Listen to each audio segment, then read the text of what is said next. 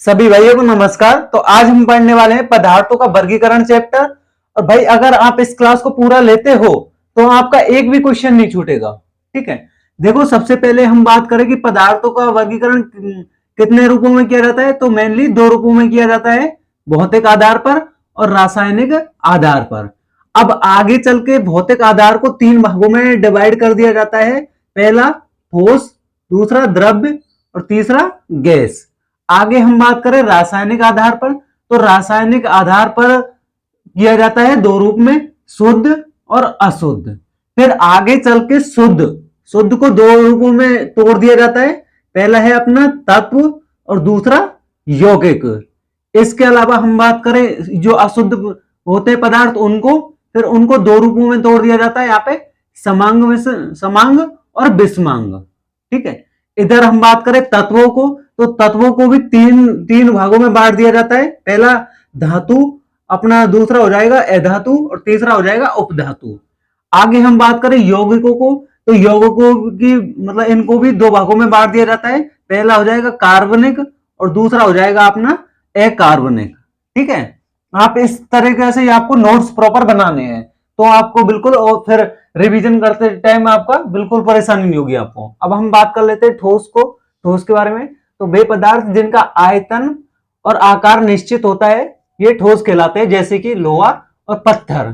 ठीक है, आगे हम बात करें द्रव्य की, तो द्रव्य वे पदार्थ होते हैं जिनका आयतन तो निश्चित होता है लेकिन आकार निश्चित नहीं होता है। ठीक है, आयतन निश्चित और ये आकार अनिश्चित होता है। आगे हम बात करें गैस की, तो इनका आकार और आयतन दोनों निश्चित नहीं होते हैं, जैसे कोई भी गैस अपनी ऑक्सीजन, कार्बन डाइऑक्साइड होती है। आगे हम बात करें पदार्थों की तीन अवस्थाओं की तुलना। देखो इधर हो जाता हूं मैं कि घनत्व की बात करें कि घनत्व का गुण किस में सबसे अधिक पाया जाता है, तो ये पाया जाता है सबसे ज्यादा ठोस में, उसके बाद फिर ये द्रव्य में और फिर लास्ट में गैस में।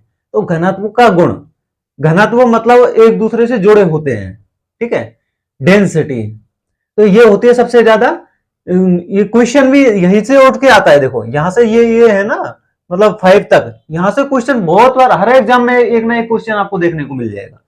तो घनत्व का गुण सबसे ज्यादा पाया जाता है ठोस में, उसके बाद द्रव्य में, फिर गैस में। आगे हम बात करें आणविक आकर्षण बल, तो जो अणुओं के मध्य लगने वाला आकर्षण, जो पकड़ने का गुण होता है ना, उसको ये कहते हैं ये आणविक आकर्षण बल। मतलब एक दूसरे को पकड़ के रखने वाला गुण जो होता है उसको ही कहते हैं आणविक बल। तो ये सबसे ज्यादा होता है ठोस में। जैसा कि आप सभी को पता है कि जो ठोस होते हैं वो एकदम जुड़े हो रहते हैं ना, तो उनमें एक आणविक जो बल होता है ना, उसी के कारण ये जुड़े होते हैं। ठीक है, ये गुण सबसे ज्यादा पाया जाता है ठोस में, उसके बाद द्रव्य में और फिर लास्ट में गैस में। गैस का आपको पता है उनमें बिल्कुल कम होता है, तो वो गैस वैसे होती है, उनका आकार आयतन कुछ भी निश्चित नहीं होता है। आगे हम बात करें प्रसार, एक्सपेंशन मतलब फैलना। ठीक है, प्रसार का मतलब होता है कि अब आपसे क्वेश्चन ऐसे पूछेगा प्रसार का गुण सबसे ज्यादा किस में पाया जाता है, सबसे कम का किस में पाया जाता है, ऐसे पूछेगा। तो देखो प्रसार या एक्सपेंशन का गुण सबसे ज्यादा पाया जाता है गैस में, क्योंकि गैस ही सबसे ज्यादा फैलती है ना।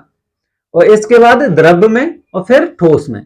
देखो गैस एक बार माना कि आपको सिलेंडर में से गैस निकल गई तो सभी जगह फैल जाएगी। और देखो जैसे पानी बहेगा तो काफी जगह में वो बह जाता है पानी, तो इसमें भी गुण ज्यादा पाया जाता है। लेकिन आप ठोस को जहां पे पटकोगे वो वहीं पर रहेगा, फैलेगा नहीं इधर उधर।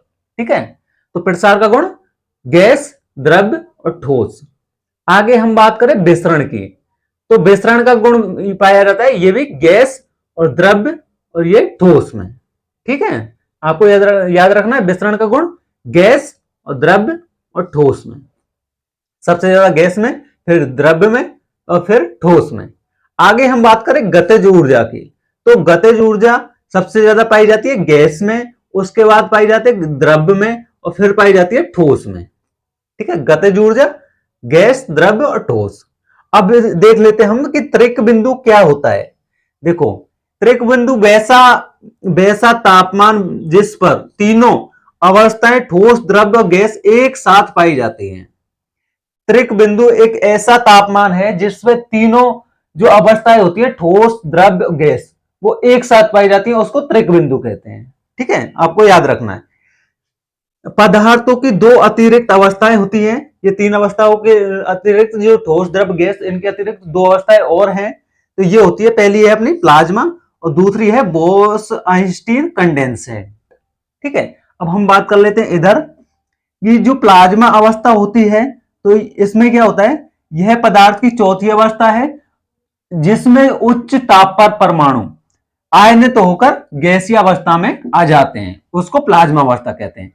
प्लाज्मा अवस्था को समझे कि यह पदार्थ की चौथी अवस्था है जिसमें उच्च ताप पर परमाणु जो होते हैं वो आयनित होकर और गैसीय अवस्था में जब बदल जाते हैं तो उस अवस्था को प्लाज्मा अवस्था कहते हैं। ठीक है, आगे हम बात करें बोस आइंस्टीन कंडेंसेंट की, तो यह पदार्थ की पांचवी अवस्था होती है। देखिए आपका जो अब हम रेगुलर क्लास लेके आने वाले हैं, ये क्लास जो अपनी रेलवे, एएलपी टेक्नीशियन और ये जो एनटीपीसी ग्रुप डी जितने भी अपनी और ये आरपीएफ एसआई की वैकेंसी आने वाली है, तो भाई सभी के लिए इंपॉर्टेंट होने वाली है। और मैं आपको बताऊं इतने कम टाइम में आपको कहीं पे भी नहीं मिलेगा, आपको इतना कम टाइम में और इतना सारा कंटेंट कहीं देखने को नहीं मिलेगा।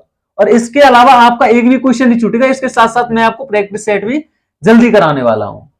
ठीक है ना, अगर आप इस क्लास को रेगुलर लेते हो तो आप साइंस में कहीं ना कहीं एक अच्छा अचीव हासिल कर पाओगे।